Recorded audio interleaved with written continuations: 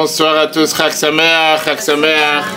Que ce soit une fête pleine de joie, pleine de bonheur, pleine de santé, prospérité, réussite, matérielle, spirituelle, que tout ce que vous désirez s'accomplisse.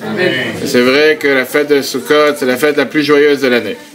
Et justement, on va en parler ce soir, parce qu'on va apprendre ensemble, chers amis, tout ce qui se passe avec cette fête, qui est une fête qui n'est pas seulement une fête importante, c'est surtout une fête dans laquelle on a le devoir d'apprendre les leçons des 4 espèces qu'on a commencé à faire depuis déjà jeudi dernier. On va continuer encore. Aujourd'hui, nous sommes dimanche, lundi, mardi, mercredi, pour faire la bracha sur le lulav. Alors d'abord, rapide, pour ceux qui n'ont pas encore appris ou ceux qui ne savent pas quelles représentent les 4 espèces, pourquoi on a ces 4 espèces. Et puis on va voir une question triviale ensemble ce soir. On va voir un débat intéressant ensemble pour savoir quelle leçon majeure on apprend. Il y a des places à l'avant pour ceux qui rentrent. Quelle leçon majeure on apprend de la fête de Sukkot. Les 4 espèces, ce sont 4 espèces qui viennent nous rappeler l'union. C'est la raison pour laquelle on prend particulièrement ces 4 espèces et pas autre chose. Par exemple, on a l'habitude de prendre le lulav, qui est une feuille, qui est le cœur, qui est l'arbre palmier, dattier. Pourquoi? Parce que chaque feuille est totalement collée et chaque feuille est doublée. Le lulav représente, rentrez, mettez-vous à l'avant, pas de souci. Vous avez des places à l'avant. Le lulav représente, ça a un goût et pas d'odeur. C'est par exemple la date. Et le lulav représente ceux qui... Il y a des places à l'avant, chers enfants, venez, ne vous gênez pas. Le lulav représente ceux qui apprennent, mais l'accent n'est pas sur la pratique. C'est pas dire qu'ils ne pratiquent pas du tout. Qu'ils mettent plus l'accent sur apprendre la Torah. Heureusement, je dis qu'elle est là, vous pouvez l'applaudir bien fort. Deuxièmement, vous avez la deuxième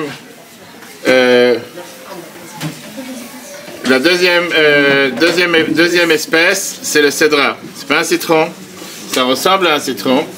Le cédra, c'est un fruit qui habite, qui est dans l'arbre, qui tombe jamais de l'arbre, du début de l'année à la fin de l'année. Il passe tous les 4 saisons, et c'est grâce à ça que le cédra devient ce qu'il devient. Et aussi, on dit qu'il faut 3 ans pour avoir un fruit comme le trog. Le cédra est un fruit particulier, comme on a parlé longuement le premier jour. On peut voir aussi sur Torah.fr le fait que c'est pas un fruit qui est un fruit, c'est plutôt de la peau que du fruit. On fait avec ça de la confiture, etc. Mais c'est un bon goût et une bonne odeur. Et ça vient représenter ceux qui apprennent et pratiquent. Ce qu'on appelle les juifs pieux, comme tous ceux qui sont ici présents.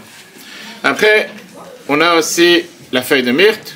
Feuille de myrte qui est la das, qui représente encore une fois cette union, du fait qu'on a dans chaque branche, on a 3 branches. Chaque fois, dans la tige, chaque feuille, à chaque endroit, il y a 3 feuilles qui poussent. La das a une bonne odeur, feuille de myrte, mais n'a pas de goût. Ça représente ceux qui pratiquent, mais ne mettent pas l'accent sur l'étude. Et après, enfin, on a, la feuille de sol. La feuille de sol qui est ici, vous pouvez la voir. La feuille de sol, c'est la feuille qui est sans goût, sans odeur. Pourquoi elle représente l'union? Parce que des centaines de feuilles poussent dans la même direction, comme la Gemara nous dit, Ba'arvana. Et c'est un ni goût ni odeur, parce que ça représente ceux qui ni pratiquent, ni ils apprennent. Bien, la Torah nous dit que pour pouvoir faire la fête de Sukkot, on a besoin d'avoir le bouquet entier, et seulement comme ça, on peut faire la mitzvah. Bien sûr, ça représente aussi 4 parties du corps. Le etrog représente une forme d'un cœur. En général, il est censé être en forme de cœur. Le lulav représente la colonne vertébrale, les hadad représentent les yeux, et la feuille de sol représente la bouche. Et l'idée, c'est de pouvoir unir ces 4, être consacré au service de Dieu, comme on va développer dans quelques instants. Maintenant qu'on a vu les éléments, chers amis, les différents éléments et les différentes espèces, qui viennent montrer justement sur l'union du peuple juif, on va voir ensemble ce soir une question très intéressante.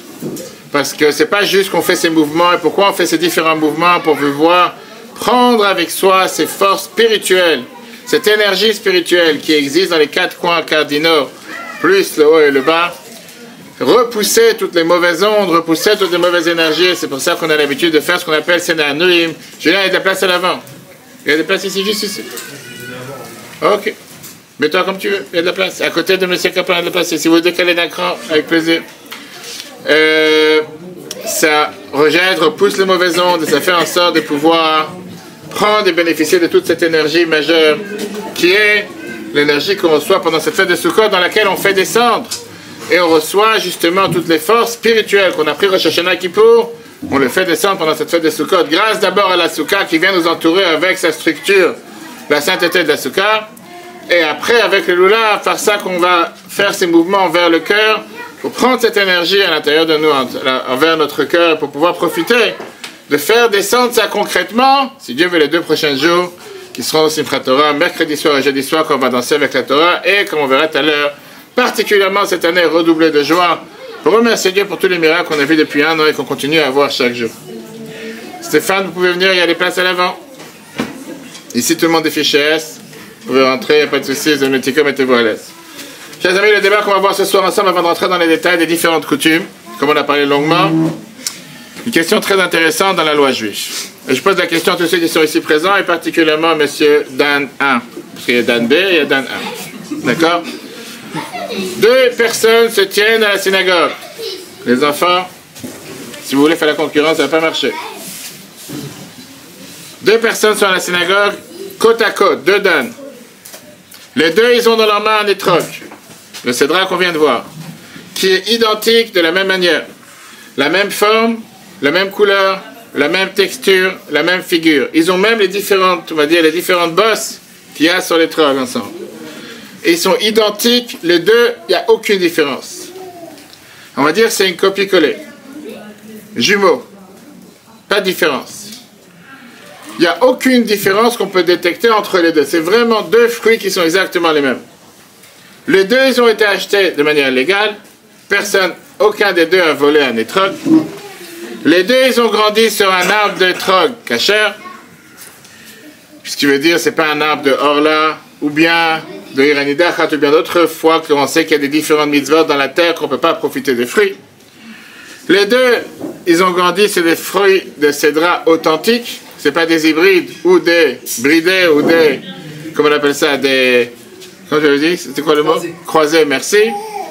Puisqu'on avait vu longuement dans le cours que des fois on peut croiser un étrog, un cédra avec un citron et ça le rend invalide. Et néanmoins, un Dan il a fait la mitzvah, l'autre il l'a pas fait. Comment est-ce possible? Comment on peut avoir un cas dans lequel les 2 ils ont exactement les mêmes, sans aucune distinction? Poids, taille, couleur, texture. Et néanmoins, un, il a fait, l'autre, il n'a pas fait. Qui peut me donner la réponse? Toi qui te caches derrière, comment tu t'appelles? Oui? Dayan. Il faut ouvrir la bête dehors. Hein? Dayan. Alors dis-moi, c'est quoi la réponse? Tu veux ouvrir? Alors? Tu sais pas. Qui c'est qui me donne? Toi, c'est quoi la... Comment tu t'appelles? J'ai oublié. Elon. Elon, vas-y, dis-moi. Tu sais, si c'est pour avoir des c'est pas... Dan? Qu'est-ce que tu viens à l'idée? Peut-être qu'il y en a un qui n'a pas envie, enfin une personne qui a envie. Pas plus parce qu'il n'a pas envie, c'est pas bon. Je te parle, comment se fait-il que un il a fait la mitzvah à 100% et l'autre il n'a pas fait? Peut-être qu'il a oublié. Ouais, c'est ça, il a oublié. C'est-à-dire il a oublié, qu'est-ce qu'il a oublié? Il a oublié de la faire. J'ai dit les 2 ils ont fait. Il a oublié de dire.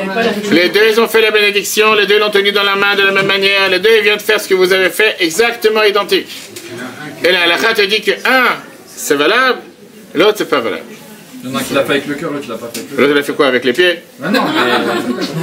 Non, parce qu'il a pas, je sais pas, il a pas mis la kippa ou je sais pas. Parce qu'il n'a pas mis la kippa, ça va invalide. Mais qu'est-ce que tu sors comme bêtise?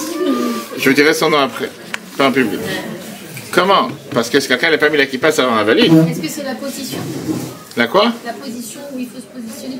Voilà, il a fait les mêmes gestes. Ah, les mêmes gestes. Ils ont fait les mêmes gestes. Apparemment, il y a des problèmes d'oreille. Je vais répéter encore une fois. Non, mais On parle de 2 qui ont fait les choses identiques, de la même manière, sans distinction, même poids, même taille, même texture, même forme, même couleur. Aucune différence. Il y a un étrog, il y avait le point noir. Un étrog, il y avait... Non, ils ont les mêmes. Je répète pour la 4e fois. Ils sont identiques, ils sont les mêmes, ils ont les mêmes couleurs, même texture. Même... Le Dan 1, il a la réponse. Dan 1. Vas-y, Dan 1. Il y en a un des 2 qui s'est réjoui et pas l'autre. Un qui s'est réjoui et pas l'autre. C'est ce qu'il donne, c'est qu'il a fait avec le cœur et pas l'autre. Vas-y. Voilà, finalement, quelqu'un d'intelligent. Au bout. Pas, vous aussi, mais elle, derrière, il est... Mettez-vous à l'aise. Rentrez, cher monsieur. Mettez-vous à l'aise. Alors? C'est ce qu'elle a dit ensuite. Elle a dit ça tout à l'heure. Un qui l'a fait avec le cœur. Va chemin des questions, ma très chère. Écoute-moi, Joyce. C'était quoi la question? Ça fait un quart d'heure qu'on est sur la question, donc c'était quoi la question? Non, mais on a vraiment de tout ici, quoi. Écoute-moi, Joyce. C'est notre communauté. Ah bah ouais. Joyce, tu ferais un gâteau pour ton mari le soir. Écoute-moi une chose, tu as préparé un gâteau. Et il te dit, le gâteau que tu as fait, il n'a pas été fait avec le cœur. Mais il a mangé ce soir, oui ou non? Est-ce que c'est considéré qu'il a mangé ou c'est pas considéré qu'il a mangé? Il a mangé ma contre. Mais t'as pas fait le gâteau avec le cœur? J'entends rien.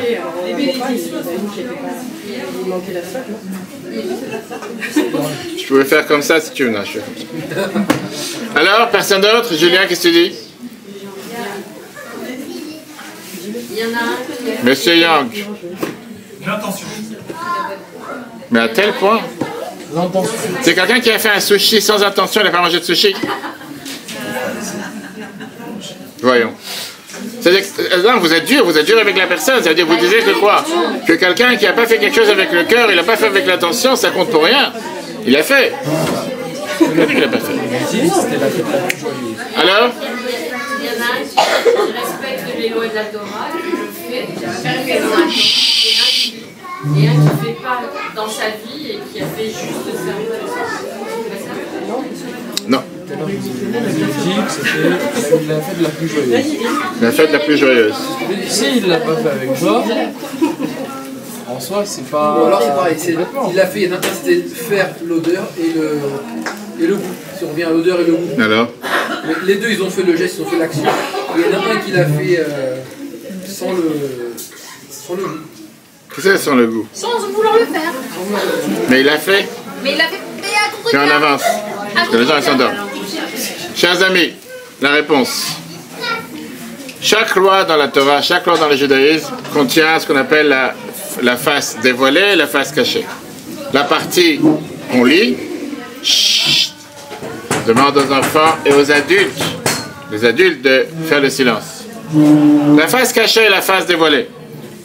Parfois, tu as une loi qui paraît très technique, qui te paraît comme ça n'a aucune importance et ça ne veut rien dire.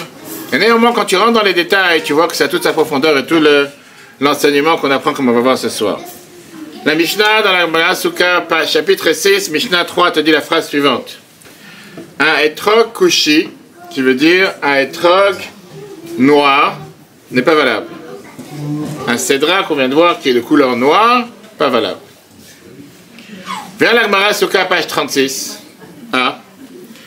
La Gemara, elle te dit que on a une autre source d'une braïta dans l'autre portion de Gemara qui vient qui te dit qu'un etrog, un cédra noir, est parfaitement caché pour l'utiliser. On sait très bien qu'en général, la Torah n'est pas là pour débattre, juste pour débattre, parce qu'un il a dit oui, l'autre faut qu'il dise non.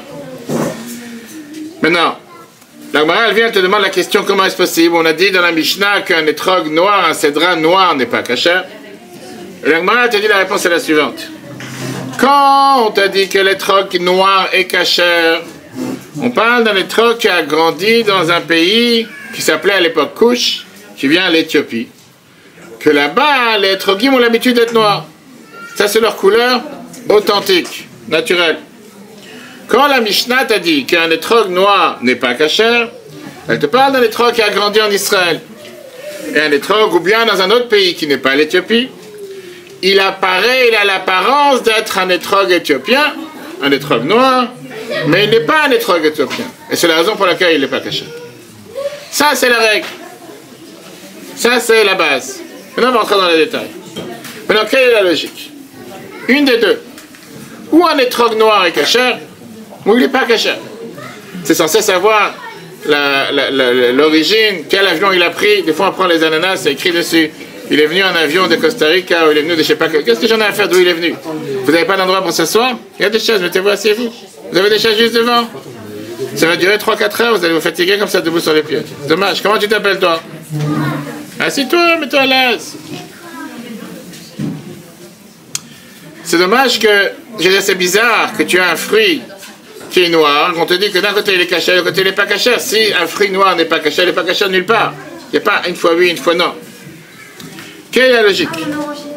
C'est de la même manière qu'il a mentionné tout à l'heure, un étrog qui a un trou, ou qui a un manque il n'est pas cachère, peu importe où il a poussé. De la même manière, ça devrait être avec un étrog qui est noir, où il est cachère partout, où il n'est pas cachère, nulle part. Rashi, commentateur français de la Gemara, nous donne l'explication suivante. Tu dis qu'en Éthiopie, à cause du climat, c'était totalement naturel pour un étrog d'être beaucoup plus noir que la norme. C'était la norme, parce que ça c'est le climat en Éthiopie qui fait que les fruits sont noirs. Et donc, un étrog qui a grandi noir, il est totalement parfait, mais il est considéré pour être naturellement beau. On a vu hier dans le cours que les fruits qu'on apprend, les 4 espèces, ils devaient être pris et tzada, des fruits de beauté, devraient être avec une certaine beauté. Tu veux dire à ceux qui sont à la porte de rentrer, dis-leur qu'il y a des places assises, c'est dommage qu'ils restent debout. Dans d'autres pays, merci. Continue. Dès que je dis d'arrêter, t'arrêtes. Continue. Dans d'autres pays, la beauté d'un étrog n'est pas noire. Un étrog n'est pas censé être noir. Parce qu'il n'a pas, on va dire, c'est pas son pigment naturel, ou c'est pas ce qu'il a l'habitude d'être. Ce type d'étrog, c'est une aberration, c'est pas abnormal, c'est pas normal. Et donc, il est plus considéré beau, et puisqu'il n'est pas considéré beau, il n'est pas caché.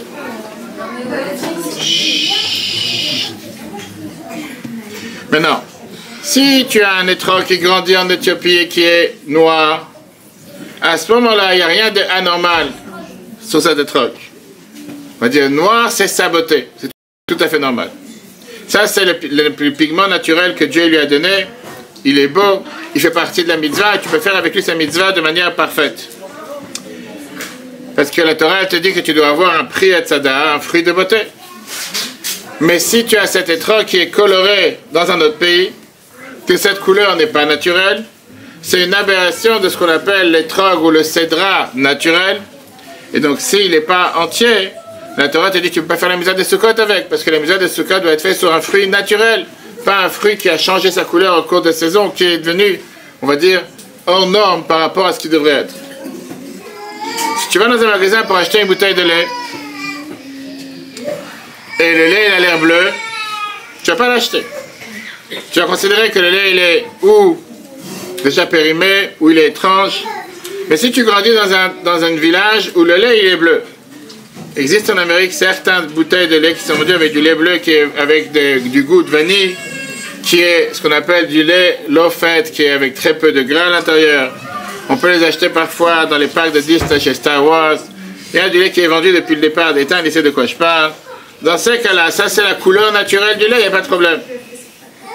Et ça, chers amis, c'est devenu la règle dans la halakha, dans le code des lois juifs, le Shulchan Aruch, les lois de Lulav, Siman 648, 27.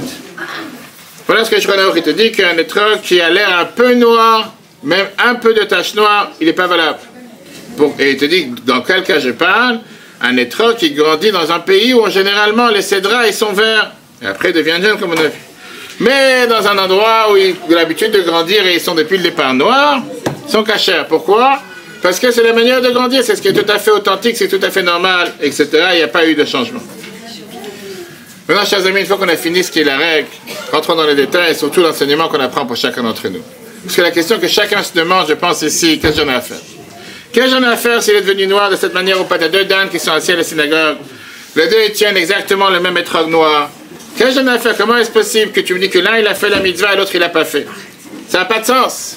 Comment est-ce possible que l'un il est en train de faire la mitzvah, penser, pas penser, il a fait la mitzvah correcte à 100%, et l'autre, tu dis non, parce que lui, son étrog, il vient d'Éthiopie, l'autre vient pas. Qu'est-ce que j'en ai à faire d'où ça vient? Quelle est la différence? Si quelqu'un il les regarde de l'extérieur, comment il pourra savoir la différence si celui-là il vient d'Éthiopie, celui-là ne vient pas d'Éthiopie? Il ne peut pas savoir la différence. Et donc Rashi t'explique, Rashi qui était français, un grand sage français, à Troyes, Rashi il emploie un terme français. Rashi vient et te dit, c'est quoi le problème avec ce deuxième étrog? Rashi te dit, il est contrefait. C'est là la réponse à ce que tu as demandé tout à l'heure.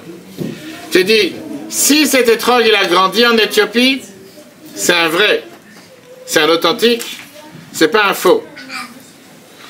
Par contre, s'il a grandi ailleurs, s'il a poussé ailleurs, et qu'il essaye de copier l'étrog d'Éthiopie, à ce moment-là, c'est pas sa couleur naturelle, c'est pas sa couleur organique, c'est pas ce qu'il est vraiment, c'est un étrog contrefait, il n'est pas caché. après, tu me diras combien de sports. Rashi vient et te dit, il peut avoir l'air le même. Mais le fait que c'est une imitation, ça a tué l'étrog. Pourquoi? Parce que dans ce pays-là, ce n'est pas sa couleur, c'est pas authentique, c'est pas sa couleur, c'est pas son pigment organique, automatiquement, ce n'est plus un étrog, c'est autre chose, c'est pas la vérité. Viens le Khatam Sofer. Le Khatam Sofer te donne avec ça une leçon majeure dans la vie de chacun d'entre nous. Un message qu'il y a dans la vie de chacun d'entre nous qu'on apprend de la fête de Sukkot. C'est-à-dire, qu'est-ce qui est considéré beau en Éthiopie ne peut pas et ne doit pas être recopié dans un autre pays. Parce que dans l'autre pays, il ne sera pas organique, il ne sera pas vrai, il ne sera pas naturel. Et il te dit qu'en vérité, la beauté, c'est quelque chose de relatif. Dans la vie, on peut tellement facilement, parfois, tomber dans le piège de vouloir se comparer aux autres personnes. Je peux devenir la proie de cette notion que ça, c'est mon standard de beauté, et si ça, c'est ton standard de beauté, c'est aussi mon standard à moi. Même si j'ai réussi de manière miraculeuse à pouvoir te recopier, et j'ai fait exactement ce que tu fais, mon étrog, ma beauté devient pas cachère. Pourquoi? Parce que c'est pas moi. C'est juste ce qu'on appelle une imitation de l'autre. Un clonage de l'autre. Et il y a quelque chose de malsain, il y a quelque chose d'antinaturel. Pourquoi? Rashi te dit, parce que c'est quelqu'un de contrefait. Mais alors c'est un peu... Une seconde. Ça, et pas seulement que c'est un problème avec les trocs, ça demande beaucoup de stress et d'anxiété contre nature. Parce que quand j'ai besoin de te recopier, à la place que de chanter ma propre chanson, même si je réussis à te recopier à merveille, parfaitement comme tu es, ça peut avoir un prix très élevé. Et le prix élevé, il est que ma musique intérieure devient trahie. Ce que moi je dois faire, ce que moi je suis censé être, au plus profond de moi-même, je ne suis pas. Je peux te recopier à merveille, mais ce que je dois être, je ne fais pas. Alors oui, je sais que la question que tout le monde se demande, on a le devoir d'apprendre des autres. Et il faut apprendre des autres, et on a parlé dans ce cas, je ne sais pas si c'était dans quel repas, qu'il y a des bonnes jalousies, et que c'est bien parfois d'apprendre des autres. Mais ce n'est pas parce que j'apprends de quelqu'un d'autre que je dois être quelqu'un d'autre. Je dois rester qui je suis. Je dois devenir qui je dois être. Je peux toujours apprendre d'un autre. Une des fameuses phrases qu'on apprend à tous les chanteurs qui imitent certains chanteurs et qui aiment chanter comme d'autres chanteurs, on dit c'est très bien d'apprendre à chanter comme un autre chanteur, mais au final, sois toi-même. Avec n'importe quelle formation que j'ai pu prendre par rapport à donner des discours et parler en public, c'est exactement la même chose qu'on te dit. Tu peux apprendre tel style et telle personne tel style, mais au final, n'essaie pas d'imiter qui que ce soit. Sois toi-même. Chacun il a sa personnalité, chacun il a son talent, chacun il a qui il est lui-même. Tu dois exprimer ton énergie, ta nature, ta beauté, ta créativité, ta musique qui s'écoule à travers toi-même, pas à travers quelqu'un d'autre. Chacun de nous est né comme une seule copie originale. Dieu nous a créés pour être spécifiques, avec un but unique. Et Dieu il a fait en sorte que chacun d'entre nous n'est pas là pour imiter quelqu'un d'autre, mais pour devenir ce qu'il attend de nous de devenir, ce que chacun de nous doit être. Le monde a désespérément besoin d'âme, d'authenticité, d'originalité, que seulement chacun d'entre nous peut fournir. C'est pas pour rien que Dieu n'a pas créé deux personnes les mêmes. Chacun d'entre nous a un message, a une mission que seulement nous pouvons faire et personne d'autre. Tu ne veux pas faire le message de quelqu'un d'autre. Tu ne veux pas remplir la mission de quelqu'un d'autre. Et le moment où tu te mets à recopier quelqu'un d'autre, à imiter quelqu'un d'autre, ce que tu dois faire, tu ne fais pas. C'est exactement la même chose avec l'éducation. Combien de fois arrive que des parents comparent les enfants entre les enfants? Et combien de fois ils comparent les enfants entre les frères et les sœurs? Ils disent, mais pourquoi tu n'es pas comme ton frère? Pourquoi tu n'es pas comme ta sœur? Pourquoi Roland n'est pas comme Ethan, par exemple? Pas de public présent, j'ai juste choisi des noms comme ça au hasard. Et pourquoi? Et parfois ils jugent la beauté ou la réussite avec le standard ou le mode de vie d'un autre enfant. Et ça arrive régulièrement quand quelqu'un il a 2 enfants, voire plus, avec la bénédiction de Dieu. Peut-être que les parents ne font pas ça, on va dire, consciemment. On le fait certainement inconsciemment. Mais même si on n'ose pas le dire, on est déçu. Pourquoi tu n'es pas comme ton frère? Pourquoi tu n'es pas comme ta sœur? Pourquoi elle a réussi, toi tu n'as pas réussi? Pourquoi elle fait du sport? Pourquoi tu fais? Peu importe, mais il y a une raison. Mais ça vient à cause de notre propre insécurité. Le besoin d'une personne de contrôler par ça qui manque lui-même d'authenticité dans ce qu'il fait. Et la seule question qu'on doit se demander, c'est de quel pays vient mon étrog? mon cédra. Peut-être ça vient de tel pays, peut-être de tel pays, cet étrog il est considéré magnifique, mais c'est un autre climat. Dans tel pays, cet étrog il est magnifique. Les mêmes caractéristiques de cet étrog dans mon pays, ils ne seront pas magnifiques. Ils le rendront invalide. On ne pourra pas l'utiliser parce que c'est un contrefait. Et donc le vrai succès peut être obtenu, peut être atteint seulement s'il est synchronisé avec ma musique divine personnelle et rien d'autre. C'est pas pour rien. Hein? Quand dans les proverbes c'est écrit, entraîne un enfant par rapport Chanoch lanar alpi darko, éduque un enfant en fonction de son chemin, de sa manière, afin que quand il grandisse et qu'il devienne âgé, il ne va jamais perdre ce qu'il a appris quand il était jeune. Mais c'est en fonction de sa manière, sa façon. Et ça se peut que ce qui est sa façon pour lui n'est pas la façon pour quelqu'un d'autre. Le grand divin, il a expliqué une fois une interprétation intéressante que son askir, c'est pendant la fête de Sukkot. Il a écrit ça dans le XVIIIe siècle. Il écrit la chose suivante. Tu dois toujours savoir et connaître le chemin de ton enfant. Tu ne pourras pas changer ses pulsions primitives, ses besoins, ses désirs. On peut les exploiter correctement. On peut les orienter à être positifs dans les bonnes directions. On peut s'assurer qu'ils grandissent de la meilleure manière. Mais quand tu essaies d'écraser la manière comme un enfant il essaie d'obtenir ou faire certaines choses en les substituant avec quelque chose de mieux, tu t'assures que quand l'enfant il grandit, il sera avec un âge avancé, lui ou elle deviendra un enfant rebelle. Pourquoi? Parce que tu n'essaies pas d'évaluer, de valoriser ses propres traits de caractère, mais tu essaies de faire en sorte que ce qu'il fasse, ça soit recopié par rapport à ce que toi tu désires, toi tu choisis, mais parce que cet enfant est là pour se développer comme on va voir dans ces magnifiques histoires. Une fois un père a écrit au rabbi une lettre. Rentrez à l'intérieur. Tu veux dire rentrez, mettez-vous à l'aise, rentrez. Pourquoi vous ne rentrez pas? Rentrez, je craque sa mère, je suis sûr qu'il y a des places, il y a des chaises. Il y a des chaises vides à côté, juste à côté de Julien, il y a 2 chaises. Mettez-vous à l'aise. Mettez-vous à l'aise, craque sa mère.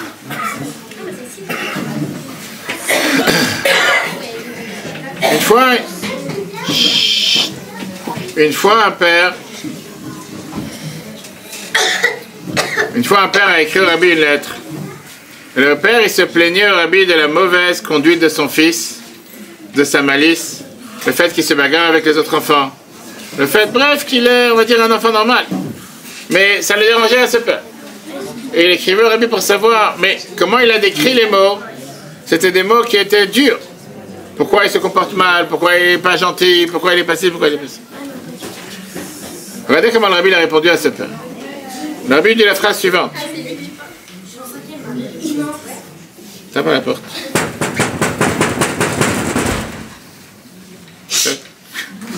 C'est quoi la prochaine? Le rabbi répond en lisant la phrase suivante. Par rapport à ce que tu m'écris sur la vivacité de ton enfant, ne pas employer un terme de négativité. En yiddish, le rabbi dit la lebedikait, la vivacité de ton enfant. Le rabbi lui dit, le père qui a écrit comment l'enfant il se comporte mal, il agit mal, etc. Et le rabbi recadre le père en lui disant, ton enfant il est très vif. Et le rabbi lui a dit, ça serait bien, il a donné un conseil qui va s'amuser avec des enfants qui sont plus âgés que lui, plus forts que lui. Il pourra avoir une compétition rude dans laquelle il pourra échapper son énergie. Mais en aucun cas, lui faire croire ou lui dire, ah, il est méchant, il est vilain, il se bagarre, etc. C'est quelque chose de mal, c'est quelque chose de négatif. Clint Pulver, je vous ai entendu parler de lui quand il avait 10 ans. Il avait des difficultés à l'école. Il ne pouvait pas rester calme en classe. Son nom hébraïque, c'était Ethan.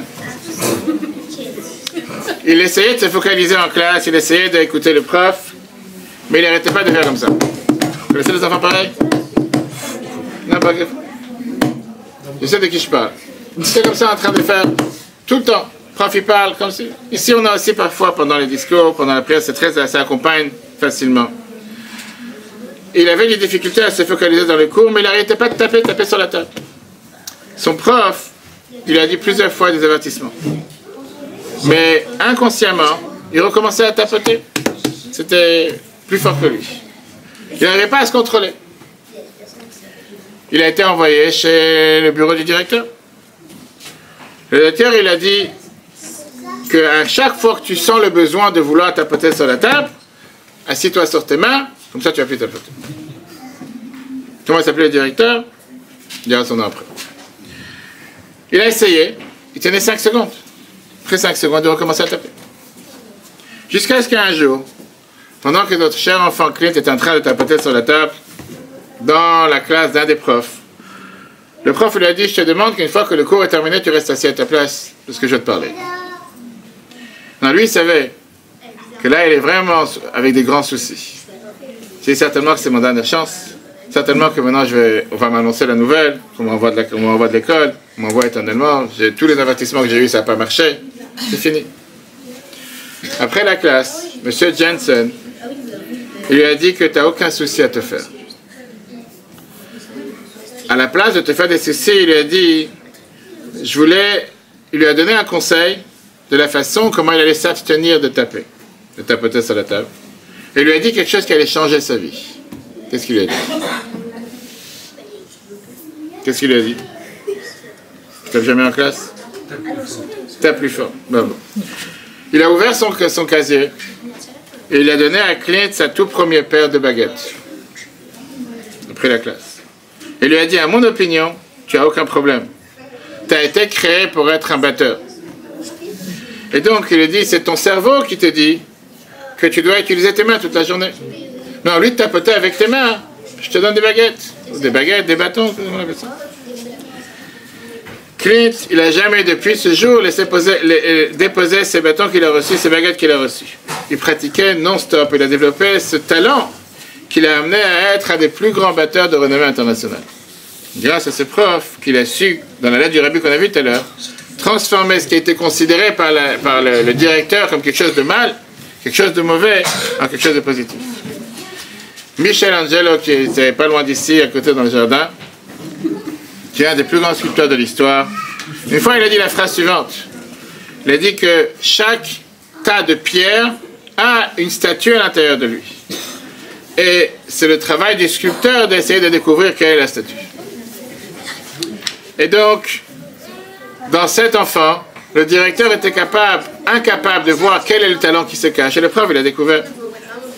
Imaginez-nous un instant qu'il n'aurait pas rencontré ce monsieur Johnson, qui a compris qu'est-ce que cet enfant avait comme don et potentiel. Clint aurait été considéré comme un perdant, un enfant à problème, une nuisance pour l'école et un mauvais élève. Pas seulement son talent serait resté en captivité, mais toute sa propre dignité aurait été également piégée dans des murs de ressentiment et de colère. Alors qu'il cherchait sans arrêt à vouloir s'exprimer et faire ce qu'il faut faire, et malheureusement, car personne n'essayait de comprendre quel était ce qui se cachait à l'intérieur de lui. Mais un prof avec intelligence et empathie a vu l'ange qui se cachait à l'intérieur de cet enfant. Il lui a fait comprendre qu'il n'a pas besoin d'être le meilleur du monde, et il n'a pas besoin d'être le meilleur pour le monde, mais il a besoin d'être le meilleur pour celui qui se cache à l'intérieur de lui, qui il est. Et combien de fois on a entendu ça du Rabbi qui demandait aux gens d'agir avec le talent que Dieu vous a donné au meilleur de vous-même. T'es journaliste, sois le meilleur journaliste. Ne va pas chercher à faire autre chose. On a vu ça à la lettre qu'on a appris hier dans la soukha, dans le repas, où quelqu'un disait au Rabbi qu'il y avait des problèmes dans le travail. Le Rabbi dit, va développer les traits de caractère et les capacités que Dieu t'a données au maximum. Ne te suffit pas de faire le minimum. Et sur ça, il y a une vignette qui illustre dans la Gemara toute cette histoire entre un parent et un enfant. La Gemara nous raconte deux sages. Le sage qui s'appelle la Gemara Choulin, page 105a, Maroukva, qui a dit une fois une phrase suivante. Il a dit, moi, en me comparant à mon père, c'est comme le vinaigre comparé au vin. Quand mon père mange de la viande, il attendait 24 heures pour manger après du laitage. Mais moi, quand je mange de la viande, je mange du laitage 6 heures plus tard, comme la halakha nous dit. Maintenant, la question qui est demandée. Si ce sage tenait, la Gemara le raconte, que son père avait un comportement avec une telle grande estime qu'il attendait 24 heures pour manger, etc. À tel point qu'il se compare à son père comme du vin avec du vinaigre. Alors pourquoi il n'a pas suivi la coutume de son père? Pourquoi il n'a pas essayé d'imiter son père? Pourquoi il n'a pas essayé de reproduire ce que son père faisait? Pourquoi lui-même ne s'est pas transformé en vin? Pourquoi il s'est dit, moi ça me suffit de rester du vinaigre? Alors qu'il reconnaissait la qualité de son père. Il aurait pu très bien dire, je cherche à devenir comme mon père. Et la réponse, elle est que Maroukva, il savait très bien que la vérité, elle est que son père, c'était une personne avec un niveau spirituel totalement différent de lui. Il savait que pour son père, attendre 24 heures avant de manger du laitage, ça pouvait enrichir l'âme de son père. Mais pour le fils, d'avoir un tel comportement, ça aurait été juste un acte de recopier et d'imiter son père sans aucune raison. Pour son âme, ça serait une expérience dénuée de sens. Parce que d'après la loi juive, la Torah te permet de manger du laitage 6 heures après avoir mangé de la viande. Tu n'as pas besoin d'attendre 24 heures. Tu n'as pas besoin d'essayer d'imiter, de faire croire que tu es un grand saint quand tu n'as pas besoin d'être ce grand saint. Public présent exclu, il y a beaucoup de grands saints ici. Je parle pour les gens comme toi. Il a dit que le vinaigre, par rapport au vin, c'est une copie totalement ratée. Quand tu as du vin, c'est magnifique. Mais si ton but c'est d'être du vinaigre, sois du vinaigre. Pas certainement d'être devenir du vin. Écoutez cette merveilleuse histoire. Le professeur Vervel Green, il raconte que la première fois qu'il est venu voir le rabbi dans les années 60, il commençait à se rapprocher du judaïsme. Il commençait à avancer, la Torah, les mitzvot. Avant qu'il arrive dans le bureau du rabbi, comme on avait tout la chance de voir, je rappelle le voyage à New York qu'on a institué prochainement, le voyage des femmes et le voyage des hommes. Le voyage des femmes, c'est du 21 au 24 novembre, les hommes du 12 au 15 décembre. Ça vaut la peine de venir et se joindre à nous. Magnifique voyage. Avant qu'il rentre dans le bureau du rabbi, une personne bien intentionnée, un chassid, il a dit, tiens, tu rentres dans le bureau du rabbi, il a pris un chapeau. Il a dit, écoute, par respect, tu rentres dans le bureau du rabbi, mets un chapeau sur la tête. Et donc, il rentre dans le bureau du rabbi, il met un chapeau sur la tête. Est-ce que c'est son habit? Est-ce que c'est ce qu'il est? Quelqu'un lui a dit, mets un chapeau sur la tête. La première chose, c'est qu'il rentre dans le bureau du rabbi, le rabbi le regarde. Le rabbi lui demande, qu'est-ce que c'est cette chose ridicule que tu as sur la tête? Le rabbi avait beaucoup d'humour. Le rabbi dit, fais-moi, rends-moi un service, enlève-le. Mets-toi à l'aise. Et là, le professeur Green s'est senti tellement à l'aise, et il a décidé de l'enlever. Et la conversation a continué. Maintenant, la question est la suivante. Le rabbi lui-même, il avait un chapeau. C'est très bien que chez les chassidim, on a l'habitude d'avoir un chapeau. Alors, qu'est-ce qu'il y a de ridicule à avoir un chapeau? En quoi c'est quelque chose de mauvais de porter le chapeau? Qu'est-ce qu'il y a de tellement mal? Comment ça se fait que le rabbi lui dit, pourquoi tu enlèves-moi cette chose ridicule que ça sur la tête? Rappelez-vous qu'on parle d'un juif qui commence à se rapprocher, qui commence à avancer dans la Torah et les mitzvot. Il a pensé bien faire, et c'est même pas lui, c'est quelqu'un qui lui a mis sur la tête. Et la réponse, elle est, si tu es un étrog qui vient du pays de Couche d'Éthiopie, bravo, tu dois être noir. En étant noir, tu es totalement parfait, parce que c'est ce que les étrogim d'Éthiopie sont noirs, ils sont totalement cachers. Mais si tu veux juste imiter un étrog noir, si tu veux juste imiter ceux qui sont noirs, parce qu'ils viennent d'Éthiopie, mais toi tu viens pas d'Éthiopie, tu es 100% pas caché, même si c'est exactement le même étrog. Si tu mets un chapeau, parce que tu as envie de mettre un chapeau, parce que tu te sens, internellement parlant, que c'est important pour toi d'avoir un chapeau, que tu as envie d'avoir pas seulement le comportement, mais le look, d'avoir vraiment l'air de quelqu'un qui est authentique de l'intérieur et aussi de l'extérieur, pourquoi pas? Mais si tu es là pour copier quelqu'un d'autre, à ce moment-là, ça trompe ta créativité, ça trompe ton authenticité, ça montre que tu es quelqu'un qui est totalement faux. Et ce que tu fais n'a aucune valeur, comme on a dit tout à l'heure, pas une demi-valeur. Et quand la religion devient un substitut à l'authenticité, à ce moment-là, ça devient un arbre non caché. Non caché veut dire l'étrog n'a aucune valeur, comme on a dit tout à l'heure. Et ce n'est pas une coïncidence. Pourquoi ce message est donné particulièrement durant la fête de Sukkot, qui est la fête la plus joyeuse, en rapport avec l'étrog, en rapport avec ce symbole de joie. Parce que la joie peut être vraie quand elle est vraiment interne par rapport à une source d'énergie qui est à l'intérieur de la personne. Quand je suis joyeux avec ma propre musique, avec mon âme, la joie c'est un symptôme, pas juste de faire une grimace à la française. Excusez-moi. De ne pas faire croire comme si je suis en train de sourire. Mais d'être sincère avec qui tu es. Avec ta propre musique, avec ton âme. C'est de pouvoir être réjoui du fait que je suis tellement fier du fait que je fais partie de ce peuple, que j'ai la Torah, que j'ai les mitzvot, comme on a parlé longuement pendant le Kippour, avec toutes ces explications. De faire les choses de manière authentique. Et c'est la raison pour laquelle ce message reçoit la fête de Sukkot. Je peux citer un exemple. Je pensais que tu n'étais pas là. Est-ce que lorsqu'on se convertit libéral, c'est l'imitation par rapport à la conversion? Viens. Est-ce que c'est un lien, ce que vous expliquez? Viens, on termine. Et après, je te réponds à la question. Si je n'ai pas répondu, tu me rappelles. Mais une réponse que je peux déjà te donner tout de suite, c'est que je dis à tout le monde, vaut mieux choisir l'original à la copie. Ça rejoint ce que vous expliquez. Écoute cette histoire. L'histoire de Chine. Quelqu'un m'a raconté justement cette histoire qui vient capturer la différence entre différents pays, que parfois on peut partager la même réalité, mais c'est tellement différent que c'est deux pays différents. J'ai un ami qui s'appelle Abraham Greenberg, Schlier du Rabbi à Pudong en Chine. Il devait construire une soukha pendant la fête des Sukkot. Et donc il est parti voir un real estate broker, quelqu'un qui travaille dans l'immobilier, qui connaissait toutes les lois, les différentes zones qui existent. Et il lui a demandé de lui arranger une permission de pouvoir construire une soukha à sa place.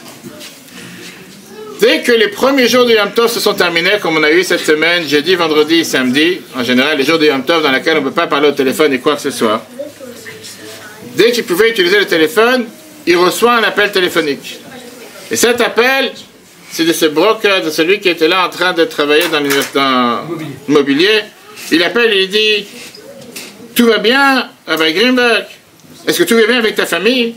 Est-ce que tout va bien avec ta femme?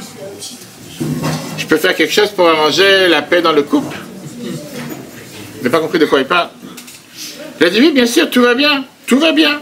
Pourquoi tu demandes des questions pareilles? » Il lui dit « Écoute, j'ai reçu depuis 3 jours, c'était Yom Tov, j'ai reçu depuis 3 jours de nombreux appels de tous tes voisins qui m'appellent en me disant, ils se plaignent du fait qu'il y a un nouveau tenant qui est arrivé, un nouveau habitant qui vient d'arriver, qu'il a construit une cabane à l'extérieur de la maison.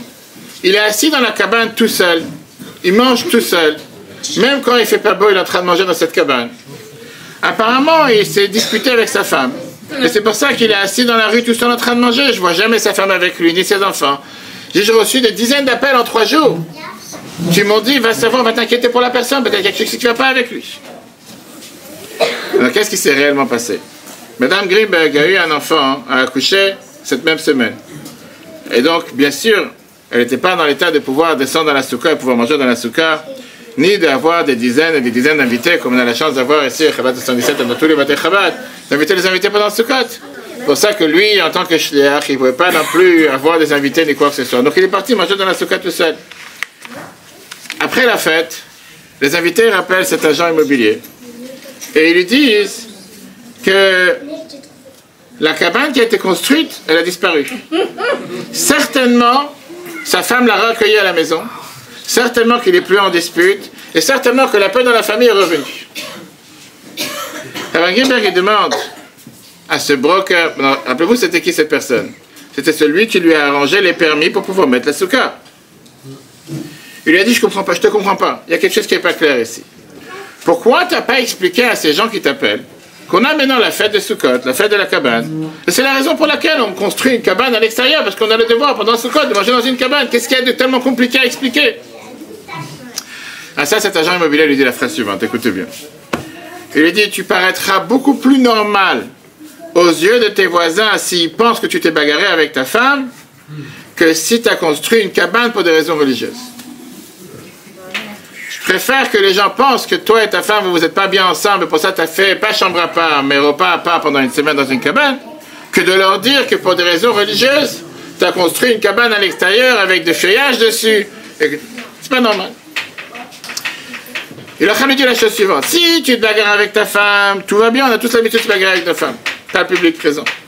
Mais tu as construit une tente pour le bon Dieu, là, c'est quelque chose qui est assez farfelu, c'est quelque chose qui n'est pas clair. Vaut mieux pas en dire.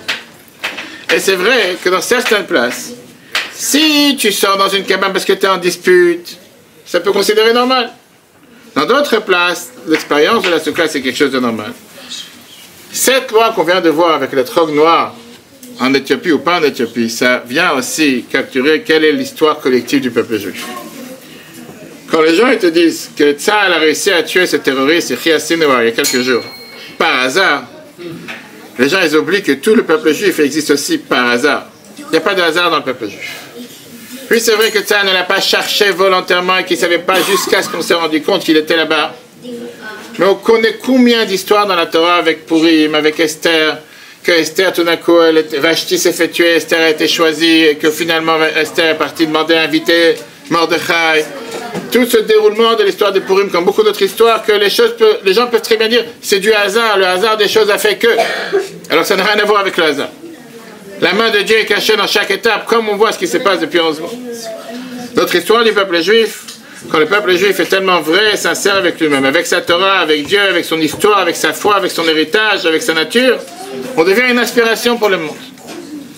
Mais quand on devient des contrefaits, quand on essaie de copier, recopier des autres nations, des autres peuples, on essaie de vouloir imiter des autres cultures et se plier en quatre pour apaiser l'ennemi, ou bien être indifférent, à ce moment-là on est rejeté comme des non-cachés. Ça c'est l'histoire de cet étroc s'il grandit dans un pays en Éthiopie ou ailleurs. Tout le monde demande la question, Simchat Torah va danser? Est-ce qu'il faut danser Simchat Torah? Et la réponse elle est que pas seulement qu'il faut danser cette année Simchat Torah, mais il faut redoublement danser. Pourquoi? D'abord danser parce qu'on remercie le bon Dieu pour tous les miracles qu'il a fait avec nous depuis 11 mois, depuis 12 mois maintenant. Depuis le 7 octobre inclus jusqu'à nos jours chaque instant. Je parlais avec quelqu'un tout à l'heure, je disais aujourd'hui en Israël 150 roquettes, missiles, drones sont tombés. 150 c'était il y a 2 heures. Depuis j'ai encore eu des... Quel pays sur terre reçoit des roquettes, des missiles, des drones à longueur de journée sur la tête et il n'y a pas de mort? Oui, malheureusement, il ne faut pas se voiler la face. Il y a des jours où il y a un mort, où il y a 2 morts. Parfois, il y en a eu plusieurs. Mais si on calcule le nombre de dizaines de milliers d'obus ou de roquettes ou de drones qui tombent depuis 12 mois sur Israël, de tous les continents inclus, de 7 côtés, de 7 pays, dont des pays qu'on se demande qu'est-ce qu'ils se sont mêlés dans l'affaire. Que ce soit l'Iran, le Yémen, l'Irak, la Syrie, va savoir. Quand on sait que chacun d'entre eux peut tuer des centaines de personnes. À quel calcul on devrait être maintenant si jamais on n'aurait pas eu cette protection divine? Pardon, si jamais on n'aurait pas eu ces miracles. On aurait dû avoir des centaines de morts par jour, des milliers de blessés par jour. Quand on découvre depuis quelques semaines avec le Liban combien de plans ils avaient pour conquérir le sud, le nord. Quand on sait que le sud, ça n'aurait pas dû s'arrêter à Ofakim et Sderot, ça devait aller tellement plus loin. Combien on a le devoir de remercier Dieu et de danser avec les miracles qu'il nous fait chaque instant. Et bien sûr qu'on demande que tout ça s'arrête. Le peuple juif n'est pas pour la guerre. Mais malheureusement, comme on l'a dit plusieurs fois dans les derniers cours qu'on peut écouter sur Torah.fr, si Israël dépose des armes, Israël disparaît. Si nos ennemis déposent des armes, Israël continue à survivre eux aussi. C'est à eux de choisir. Ce Shabbat, on a vu dans la Haftarah, on a parlé hier, la Haftarah de Gog et Magog. Dans cette prophétie qui est écrite à la fin du livre de Yecheskel, on raconte une bataille qui aura dans la coalition des nations. De la terre de Gog et Magog qui va se lever contre Israël. Et c'est une guerre qui vient précéder l'ère messianique avec une confrontation entre le bien et le mal. Cette prophétie, elle a des détails qui peuvent paraître parfois catastrophiques, mais le fait comment Dieu va finalement faire disparaître les ennemis d'Israël. Pourquoi on lit ça à la fête de Sukkot? Le Shulchan Aruch, le code de loi juif, nous dit parce que la guerre de Gog et Magog, c'est une guerre qui se passe en général au mois de Tishri. Est-ce que je suis prophète pour savoir que ça c'est cette guerre? Non. Et personne ne peut le dire que ça c'est cette guerre. On sait très bien qu'on a vu plusieurs fois dans les différents cours que ça s'est passé il y a déjà très longtemps, ça n'a rien à voir avec notre génération. Mais une chose est sûre, on n'a pas le droit de se permettre d'être des juifs contrefaits. On ne peut pas être pas authentique, on a le devoir d'être vrai sans imiter les autres. L'authenticité est la seule voie de survie pour le peuple juif. Et donc quand on se prépare à cette fête de Shmini Atzeres et Simchat Torah au mercredi soir, tous nos frères et sœurs vont danser en Israël, inclus dans le monde. C'est le devoir de chacun d'entre nous d'être présent et se dire, le seul endroit où on veut être, c'est mercredi soir à Semet Rabat pour venir danser et chanter avec nos frères et sœurs qui vont danser dans tout Israël et avec les Juifs du monde entier. Jeudi soir, encore une fois, en Israël, ils vont danser cette fois-ci avec la musique, parce que c'est plus Yom Tov.